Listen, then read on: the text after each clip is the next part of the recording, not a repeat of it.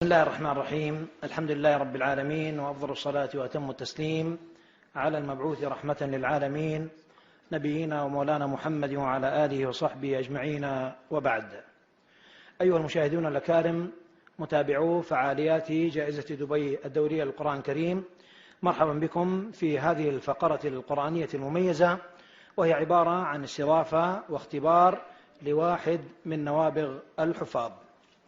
الحافظ الذي جالس أمامنا هو حسين عدنان صبري العبدلي، من مواليد الفلوجة العراق، مواليد عام 1983، وعنده هو من أصحاب الاحتياجات الخاصة، وعنده تلف في خلايا الدماغ، لكن فجأة وبدون أي مقدمات اكتشف أهله أنه يحفظ القرآن دون أن يعلمه أحد ودون أن يذهب إلى شيخ. نتعرف على قصة هذا الحافظ من عمه الشيخ عماد شاكر صالح العبدلي. السلام عليكم شيخ عماد. وعليكم السلام ورحمة الله وبركاته. قرب شوي الميكروفون. نعم. أستاذ عماد، لو تحكي لنا قصة حسين كيف كانت ولادته؟ هل كانت ولادة طبيعية؟ وكيف كان وضعه؟ وكيف اكتشفتم أنه حافظ؟ بسم الله الرحمن الرحيم. الحمد لله والصلاة والسلام على رسول الله. تقبل الله صيامكم وقيامكم، وجعل الله تعالى في ميزان حسناتكم هذا العمل الصالح الخالص لوجهه تعالى. الحقيقة حسين عدنان ولد ولادة طبيعية، وبعد أكثر من شهر اكتشفنا أنه جثة هامدة، لا يتحرك، لا يبكي، لا أي شيء يقوم به.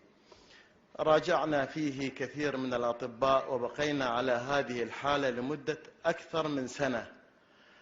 لدينا تقارير طبية من دكتور كمال الطويل في بغداد، وكذلك دكاترة في الأعصاب، أخبرونا بأنه فيه تلف في خلايا الدماغ، وإذا كبر وعرف اسمه فهذا إعجاز في الطب. فكان والده رحمة الله عليه صاحب دين، جمعنا وقال: نقطع الأمل بالطب والأطباء، ويبقى أملنا في الله تعالى وحده. سهر الليالي وصام النهار وهو يدعو في ساعات السحر. فذات ليلة مباركة رأى رسول الله عليه الصلاة والسلام والده، فشكى حالته، فقال: ائتني بولدك. فيقول: وأنا في الرؤيا أعرف أني في رؤيا، وخفت أن أستيقظ من الرؤيا قبل وصولي إلى ولدي، ولكن بتوفيق الله تعالى حملت ولدي ووضعته أمام رسول الله صلى الله عليه وسلم. يقول: فمسح على صدره ونفخ على وجهه وقال: خذه لقد شفي، وسوف يكون له شأن.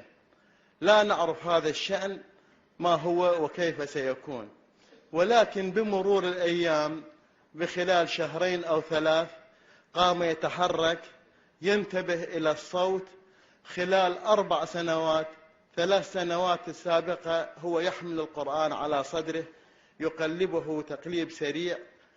مزق الكثير من القرائين، لأنه لا يقبل أي كتاب من مكتبتنا العامرة إلا القرآن الكريم. يضعه على صدره إلى نومه، فنأخذه من صدره ونضعه في مكانه.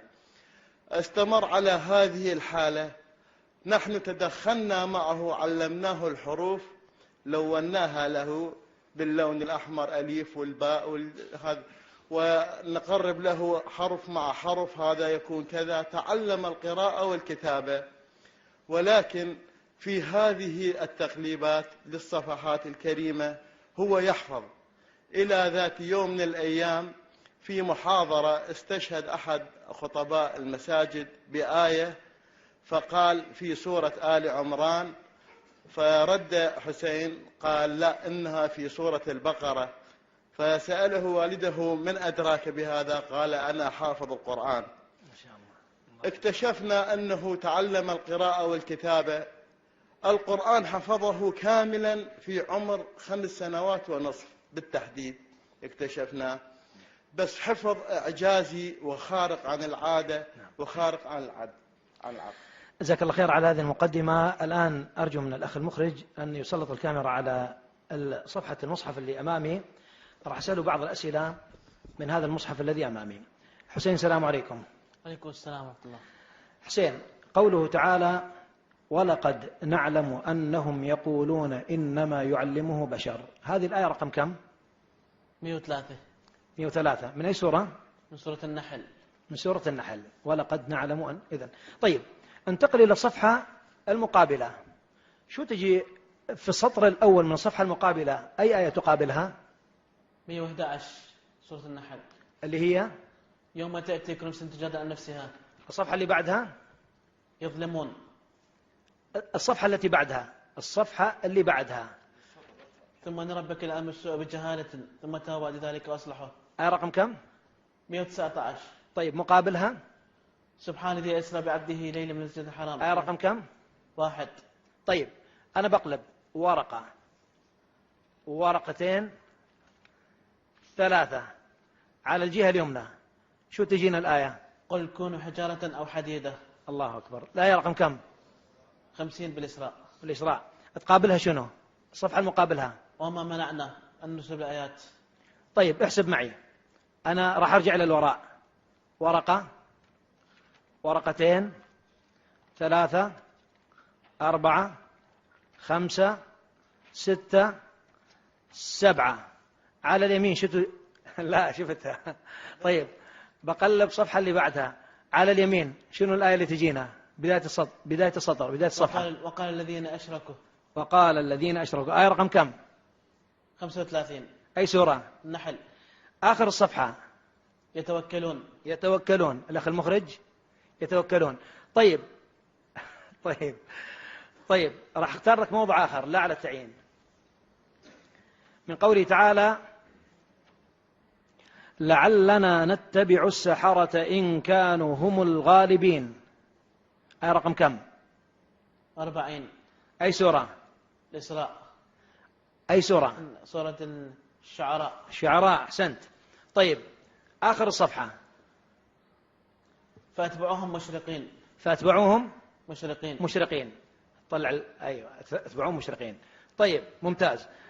احسب معي، ورقة، ورقتين، 3 الصفحة اليمنى، أول الصفحة، بداية الصفحة. شو فهم؟ طاسين تلك آيات القرآن كتاب مبين. لا أنا قلت 3 ورقات. واتقوا الذي خلقكم. واتقوا الذي خلقكم والجبلة الأولين. طيب